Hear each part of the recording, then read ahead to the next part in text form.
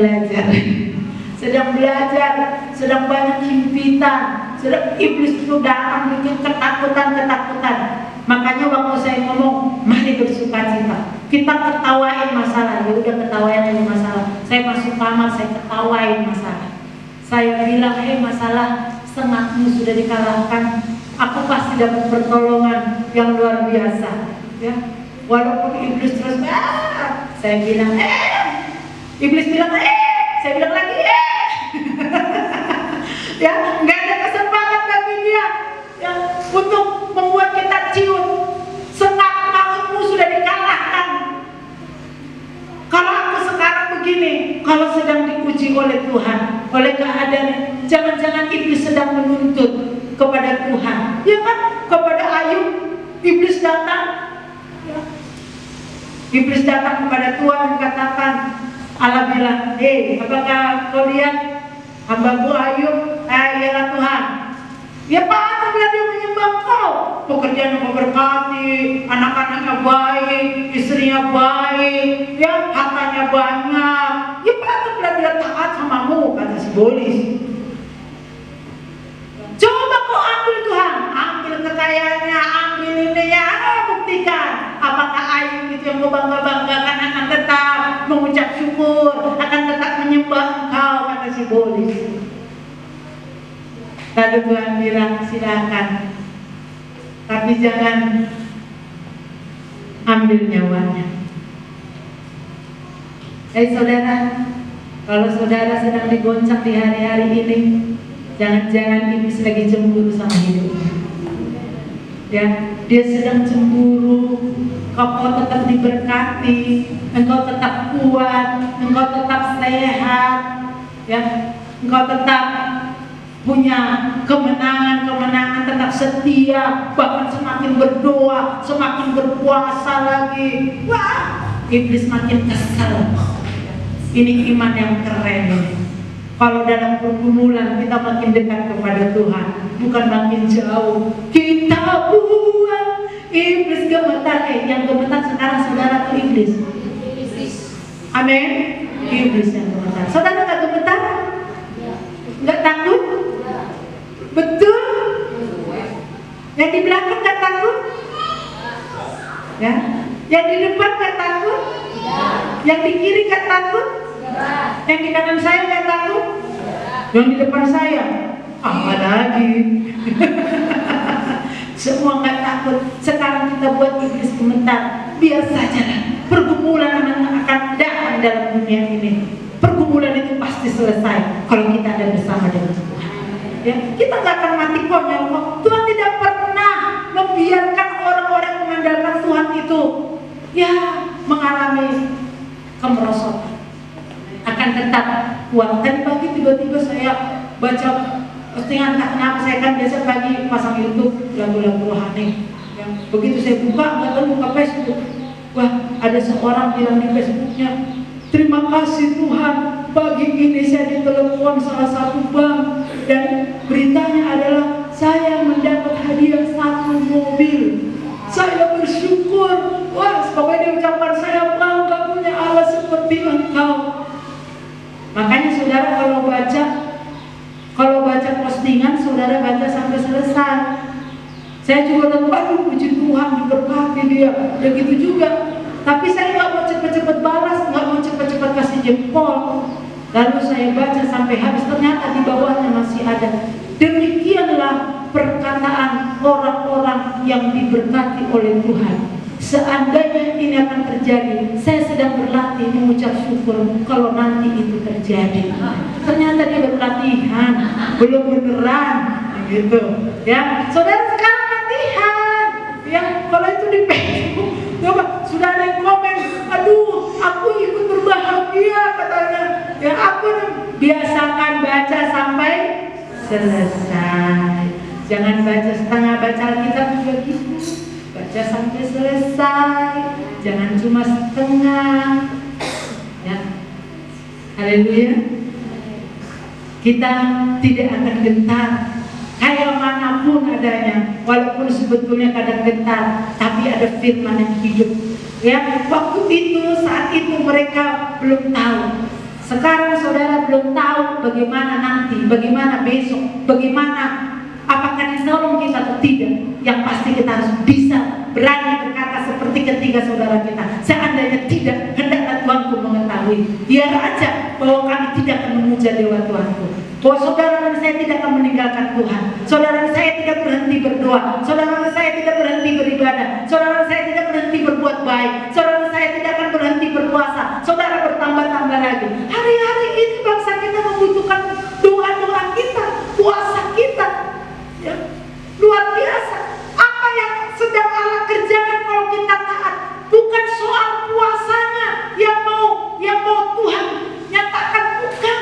Tetapi puasa itu merupakan satu sikap hati yang taat. Ketika Tuhan gerakkan puasa, kita berpuasa. Ketika gerakkan untuk berdoa, kita berdoa. Ketika Tuhan gerakkan untuk memberi, kita memberi. Kadang-kala kita juga memberi, ada saatnya bukan karena kehendak Tuhan. Ya, contohnya saudara, kadang-kala kita orang tua sama anak kita kan, anak kita merengek kasih, yang penting diam, yang penting gak cengeng, gak malu-maluin, didengar orang kenapa sini nangis anak, kasih aja, semua dikasih, akhirnya anaknya jadi anak gampangan, anak yang susah diatur, asal apa-apa maunya digaji, suruh cuci piring, gaji gue, suruh beli sesuatu, kembali buat aku ya. Jangan biasakan saudara nyuruh anak kembaliannya dikasih anak, karena nanti lama-lama dia akan merasa itu upah. Jadi kalau disuruh ngapain itu upah kuman, ambil kembaliannya, supaya mereka tidak apa-apa duit. Kalau disuruh urusannya harus ada gaji, karena itu akan terjadi. Enggak gampang. Ada juga saudara, di dalam hidup ini kita melakukan sesuatu padahal Tuhan gak inginkan lakukan itu. Makanya harus terus bergantung kepada Tuhan. Apa sih yang maunya Tuhan sekarang? Apa sih yang Tuhan kehendaki? Ketika saudara kita ini menghadapi pergumulan yang besar, mereka boleh tetap mengatakan, tetap mereka percaya kepada Tuhan. Mungkin kita belum sampai saudara diperhadapkan dengan pilihan antara mati atau hidup.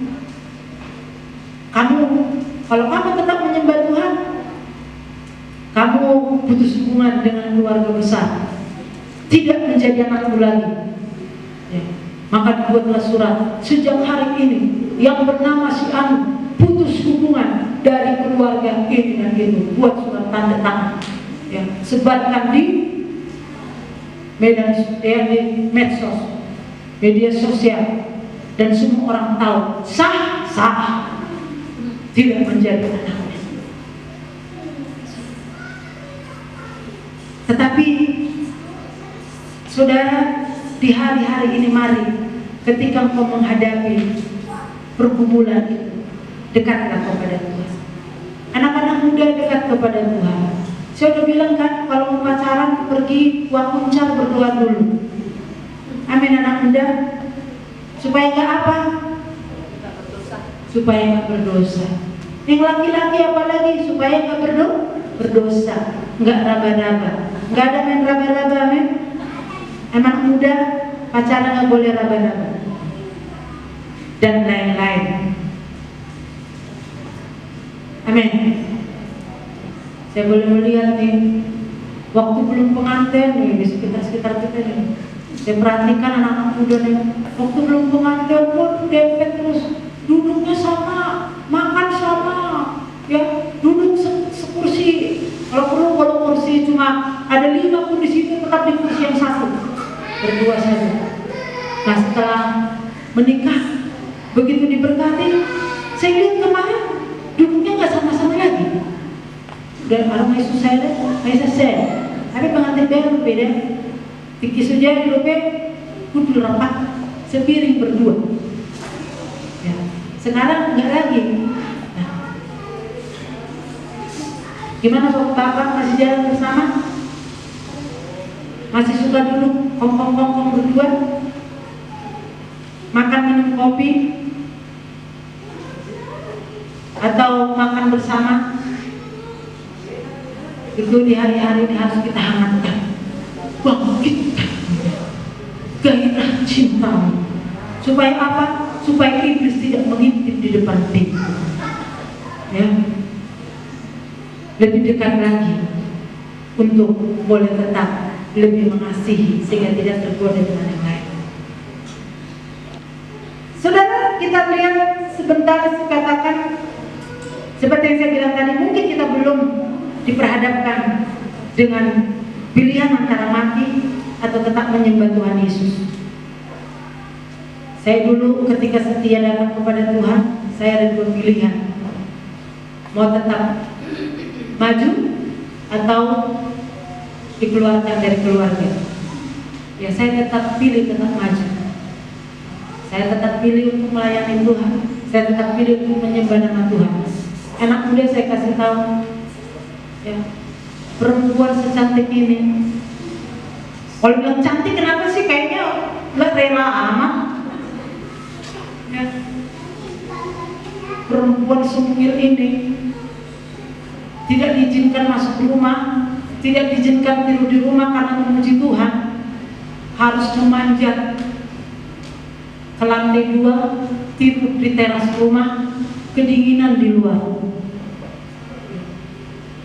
karena dilarang melayani Tuhan. Tapi walaupun demikian, saya tetap maju di dalam Tuhan. Teman-teman saya yang dulu dekat kepada saya, orang-orang tua yang sayang sama saya, ketemu saya di jalan, tahu itu apa itu? Diludahin, untung gak kena. Dan saya gak mau balas.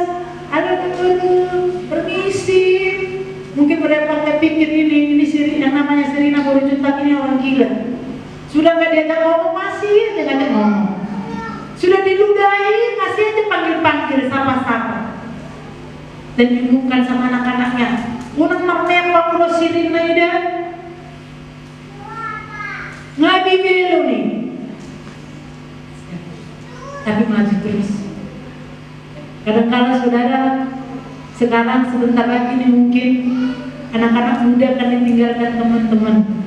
Karena apa? Doa gereja nih terus, gereja. Asal ditanya, di mana kau lagi ibadah?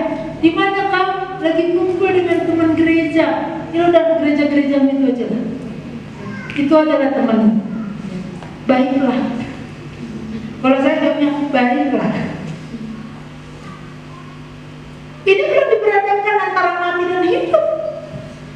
Tapi bagaimana keadaan saudara dan saya? Apakah kita tetap percaya kepada Tuhan? Apa kita mau tetap menyembah nama Tuhan?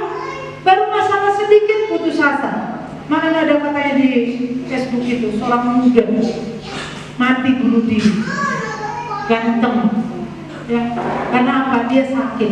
Padahal saat ini dikasih motivator, dia menjadi motivator untuk orang-orang sakit. Karena sakitnya sakit sekali, dia nggak tahan lagi. Padahal dia motivator, menguatkan orang-orang yang sakit.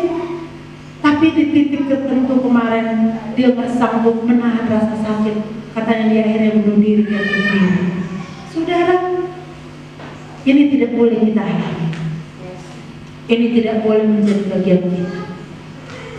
Apalagi kita sudah bersaksi, sudah memuji Tuhan, sudah menyembah Tuhan, sudah melayani jiwa-jiwa, bahkan yang kita layani sudah kuat, sudah menjadi pelayan Tuhan. Kita jangan sampai kalah.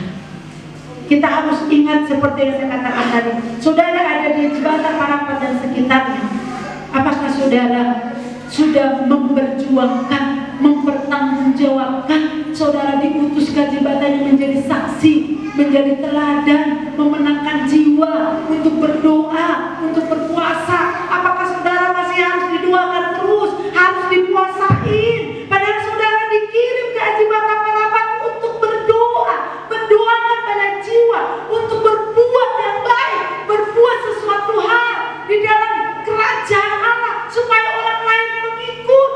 Apakah saudara jadi ikut-ikut dengan orang-orang yang ada di jembatan, dengan cara, dengan model hidup orang jembatan Parapat? Apakah saudara tetap berdiri teguh di dalam imanmu sehingga engkau tidak punya hanya cerita dulu aku begini? Tuhan mau yang sekarang, bukan yang dulu. Yang dulu itu menjadi acuan bagi kita. Atau saudara dalam Tuhan, saudara tetaplah teguh berdiri. Apa yang kau dengar, lakukanlah. Apa yang kau terima, yang terbaik dari Tuhan, firman Allah, lakukanlah. Amin ya Ida. Ya. Dari Jakarta ke sini, ya harus punya cara hidup yang berbeda. Biasanya orang Jakarta pemandangannya lebih maju gitu kan ya.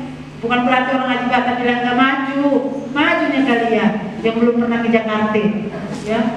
Cuma sama-sama membagi pengalaman, membagi ya cara bagaimana anak muda di sini juga punya pengalaman yang luar biasa, saling membagi, ya, supaya tidak terpengaruh lingkungan. Kalau perlu saudara buat satu pertemuan, satu perkumpulan yang berguna bagi Haji Bata Parapat. Salah satu contoh, yuk bersih-bersih jalan rame-rame, bersihkan jalan yang rambaun, bawa rapas masing-masing. Tugasnya ada yang ada negara hijau sih, ada negara hijau sudah dalamnya sudah kosan deh. Ya. Kita angkat tanah dulu sama batu dari sungai untuk apa? Nutup jalan-jalan yang berlubang-lubang. Karena ada lagu kita, ratakan tanah bergelombang, timbullah tanah yang berlubang. Apa yang ada? Berlubang misi. Doa ada anak kuning dan bantu belas. Enggak saudara. Ini anak kita akan kreatif hari-hari ini untuk menjadi berkat. Apa yang Tuhan mau kita perbuat di daerah Haji Bata? Kita punya tanggung jawab untuk Haji Bata. Karena janji Tuhan, Haji Bata ini diberkati luar biasa. Selama ini Haji Bata terkenal dengan kejahatannya, tetapi lihat saudara dan saya orang-orang percaya yang ada di daerah ini berkumpul, ya setiap hari berseru kepada Tuhan. Masakan Tuhan kan dengar seruan kita? Pasti Tuhan kerja. Bukan hanya gereja kita yang berdoa, gereja lain juga banyak berdoa. Dari bangsa lain pun datang berdoa bagi negeri kita ini. Dari kota lain pun datang berdoa bagi kota kita ini. Jangan nanti juga jadi saudara sombong rohani ketika kota kita diberkati karena kami GBI Sarwasu. Bukan, kita bagiannya. Kita bagiannya, nggak perlu sombong. Orang lain juga berdoa, bukan hanya kita. Orang lain juga berpuasa, bukan hanya kita. Tapi kalau tidak, kita yang sama-sama bekerja di ladangnya Tuhan ini akan sama-sama diberkati. Kita akan menerima kuasa dan pewahyuan yang besar. Yang pasti kita mau tetap bersama dengan Tuhan. Tetapi saudara, setiap hari pasti ada tantangan yang menuntut kita untuk memilih antara mengikut arus atau melawan arus. Tadi kita belum diperhadapkan antara mati dan hidup.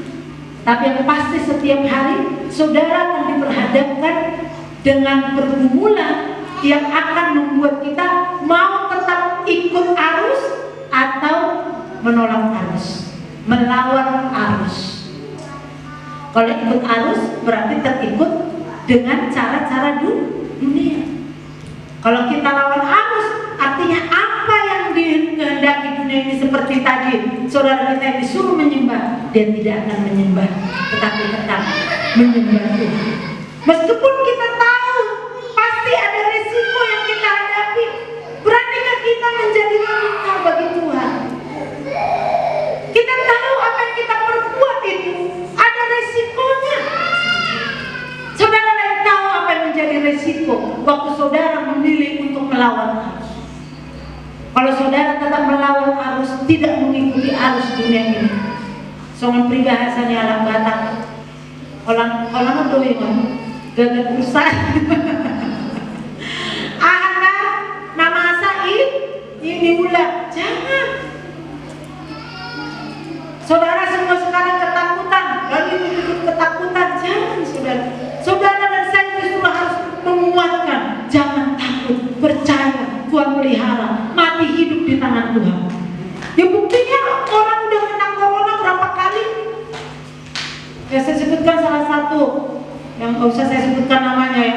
Salah satu orang yang motivator untuk orang-orang kanker, guru lelah, orang Batak, ya kan?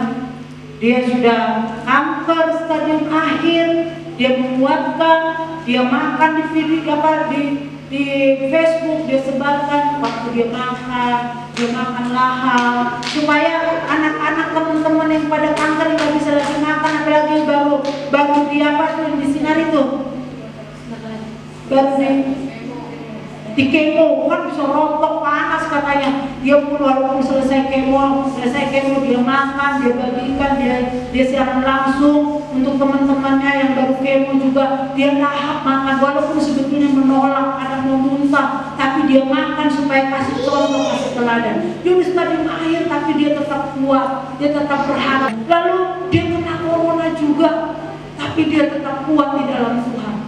Udah kena corona dia suntik, akhirnya setelah sembuh dia suntik kalau nggak salah begitu ya.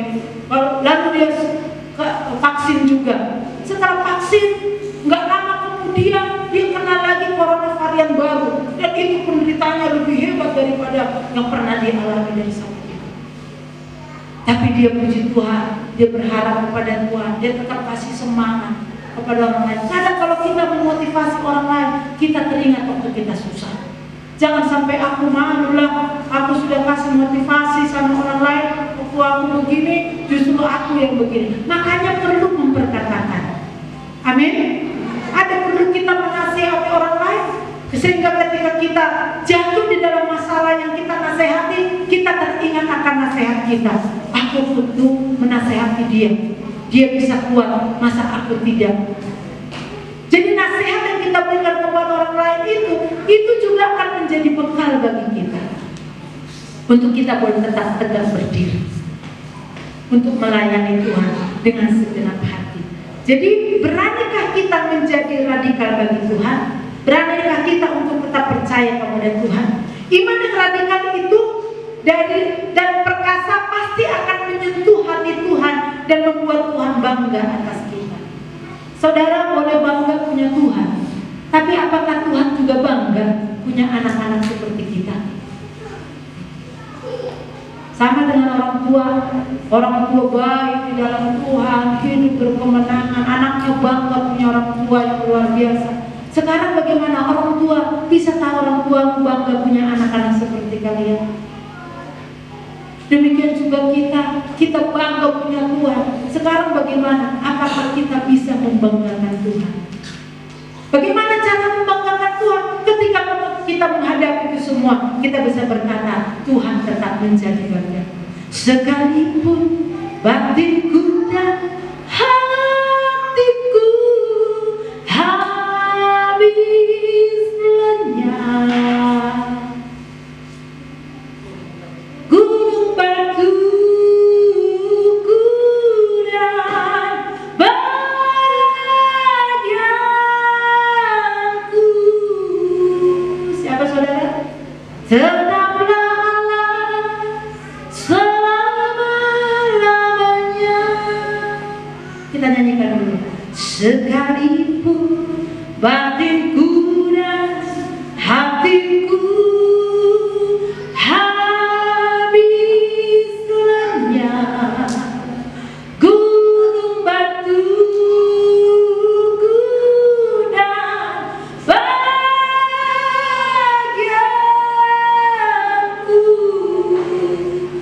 tetaplah Allah selama-lamanya. Amin. Sekalipun kadang-kala saudara merasa saudara sendiri, batinmu tersiksa, bagianmu tidak ada dalam milik dirimu, bagianmu menjadi bagian orang lain, oleh karena engkau percaya kepada. Tapi apa yang pernah hilang dari hidupmu ketika engkau dan aku setia, dia sanggup mengembalikannya 7 kali ganda, 7 kali lipat. Itu janji Tuhan, saudara. Maka tidak ada alasan bagi kita untuk meninggalkan Tuhan, untuk tidak berpegang teguh kepada janji Tuhan. Seperti Sadrak, Mesak, dan Abednego, tidak ada alasan walaupun perapian sudah ada di depan mereka, mereka tetap berkomitmen, kami akan tetap menyembah Tuhan yang kami sembah dan kami percaya. Roma pasal yang ke-12 ayat yang kedua. Tolong dibuka Roma pasal yang ke-12 ayat yang kedua. Karena hari-hari saudara harus kuat di akhir zaman ini. Roma pasal yang ke-12 ayat yang kedua. Kalau ditampilkan, kita baca bersama-sama. Yuk semua kita membaca. 1, 2, 3 ya. Janganlah kamu menjadi serupa dengan dunia ini, tetapi berubahlah oleh pembaharuan budimu, sehingga kamu dapat membedakan manakah kehendak Allah, apa yang baik, yang berkenan kepada Allah, dan yang sempurna. Garis bawahi sempurna. Itu tujuan akhir. Janganlah kamu menjadi serupa dengan dunia ini, tetapi berubahlah. Jangan kita menjadi serupa. Orang dunia seperti itu, kita seperti itu. Cari mas jodoh, caranya seperti orang dunia, kita ikuti seperti itu. Supaya disetujui orang tua, karena nggak disetujui, saudara lihat cara orang dunia, nggak apa-apa lah, hamil dulu, nanti juga jadi setuju. Itu bukan cara anak-anak Tuhan. Kalau orang tuamu nggak setuju, berjuang, doakan. Kalau memang itu yang dari Tuhan, berdoa dengan sungguh-sungguh. Amin anak muda. Halo. Pertahankan kesucian dan kekudusan. Karena di akhir zaman memang susah cari orang suci. Tetapi bukan berarti tidak ada. Susah bukan berarti tidak mungkin. Amin. Semua mempertahankan kekudusan. Kita harus mengikuti arusnya Tuhan, bukan arus dunia ini, supaya jangan serupa dengan dunia ini. Ada satu kisah lucu, ya mungkin ini hanya cerita aja lah, ya. Tapi walaupun ini cerita saja, saudara bisa ambil makna. Kisah kalajengking dan kura-kura. Siapa yang kenal kalajengking? Kalau digigit kalajengking ada ampun nggak? Nggak ada ampun itu. Kalajengking suatu saat ada sungai ya, yang sudah banjir. Ini kalajengking ini mau menyeberang ke sana, tapi nggak bisa. Lalu dia lihat, ada kura-kura. Kura-kura bisa berenang. Dia ngomong sama kura. Kura-kura, baik aja. Mungkin mereka selalu bermusuhan, nggak bisa nyambung. Lalu bilang, kura-kura kamu baik deh. Biasanya kalau orang ada maunya kan memuji-muji kan. Biasa, kayak anak juga kalau lagi ada maunya dia cuci piring. Padahal biasanya dia harus disuruh cuci piring baru cuci piring. Itu pun harus menggelegar dulu. Yang cuma bilang gini, nah nanti cuci piring ya. Ya mak. Sekali lagi, nah udah cuci piringnya? Belum mak. Berapa jam lagi? Sudah dicuci piringnya? Belum mak. Sudah dengar suara kalajengking baru ya. Nah ini dia nunggu kura-kura, ada apa? Tolong dong nyebrang ke depan, ke seberang. Nggak mau, kata kura-kura. Nanti kau cotok aku, kau gigit, mati aku, katanya. Enggak lah, please swear. Beneran, bener. Dengan berbagai rayuan, akhirnya si kura-kura, oke, si kura-kura bilang naiklah ke pundakku. Lalu si kalajengking naik ke pundaknya. Lalu si kura-kura berjalan. Saudara, waktu di tengah sungai ini si kalajengking udah gak sabar untuk nyatok.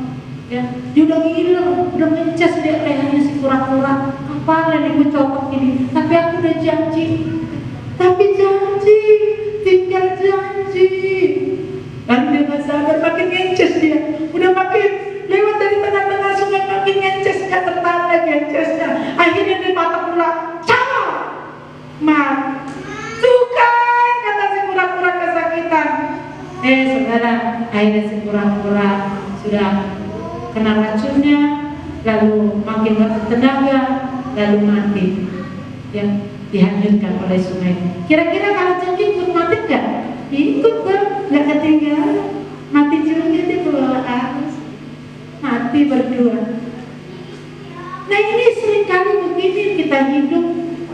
Saudara, kita bilang, itu udah biasa dilakukan orang. Sekali-kali berdosa gak apa-apa, sekali-kali salah gak apa-apa, yang lain juga gak apa-apa. Gak apa-apa lah. Kadang-kala saudara gak apa-apa itu. justru lihat si pura-pura. Seharusnya dia tolak, seharusnya dia nggak mau. Apapun yang terjadi, kalau berbicara ke manusia, kadang-kadang kita berbicara nggak enak. Bapak-bapak juga sudah gitu. Kalau dia omongin kan, sona minum itu lagi, sona mari sampai bencong deh. Ini cuma dokter bencong, enak. Holat 5 garas, aku 10 garas, saya bohong. Holat saya di segala masuk ke babang, boy aku gitu. Saya bohong, buktikan kejantanan. Bapak-bapak nggak perlu buktiin kejantanan. Wanita juga begitu, pemuda juga begitu. Nggak perlu buktikan kejagoanmu, nggak perlu buktikan kepada mereka, tapi kita buktikan kita tetap cinta. Walau badai datang ternyata ku tetap cinta. Belum ada dengan jangan seperti pura-pura. Amin. Mari kita lihat, jangan pernah kompromi dengan apapun yang berpeluang untuk menghancurkan hidup kita. Diawali dengan kompromi dengan hal kecil. Tanpa sadar saudara, kita ditarik menjauh dari kehendak Allah.